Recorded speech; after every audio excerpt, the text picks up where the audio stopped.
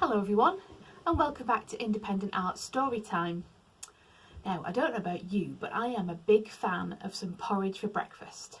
And so I thought I'd read you this story from Germany today called The Magic Porridge Pot. One winter's day, Hans was walking to school when he met an old woman asking for food. Hans came from a poor family and only had a crust of bread for his lunch, but he happily shared it with the old woman, for he knew how it felt to be hungry himself. On the way home, he met the old woman again. She handed him her little cooking pot.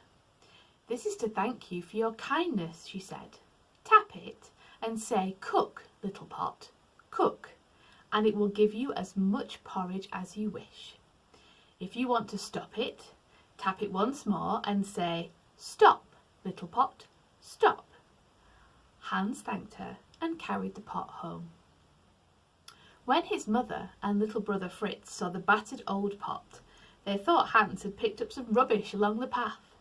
But when he tapped it and said, "Cook, little pot, cook," suddenly the kitchen was filled with a delicious sweet smell, and to their amazement, the pot bubbled with thick, creamy porridge.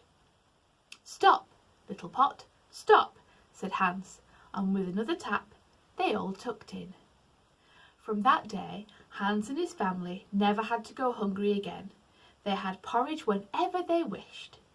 Sometimes they stirred in a spoonful of jam or a handful of berries, and sometimes they invited their neighbours to join and share a warm meal.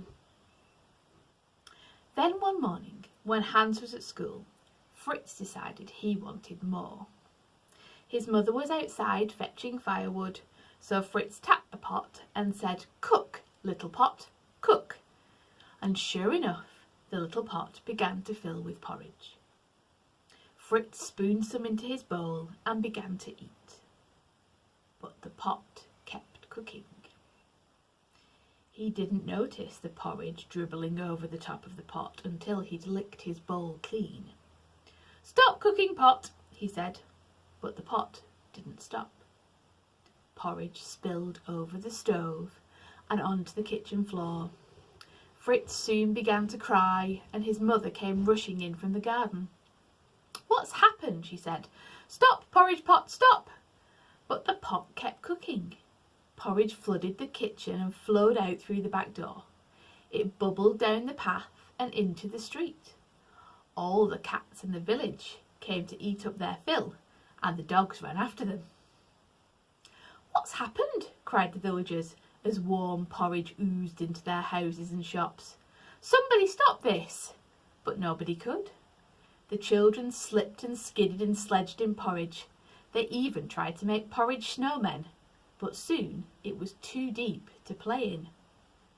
It filled the rooms of the houses, so everyone had to climb out of their windows and onto the rooftops. "Eat as much as you can!" cried the mayor, but it was no good. The porridge kept coming. It streamed down the road like a white, lumpy river until it reached the schoolhouse. When Hans smelt the sweet porridge, he ran out of school, and at once he knew what had happened. But how could he get home and try to put things right? A wintry gust of wind gave him an idea. The children had been making kites at school that day, so he fetched his kite and threw it into the sky. As it flew up, he grabbed onto its tail and soared high above the porridge river and over the village. When Hans reached his house, he let go and landed softly in his porridge garden. Just as he did so, the little cooking pot bobbed by.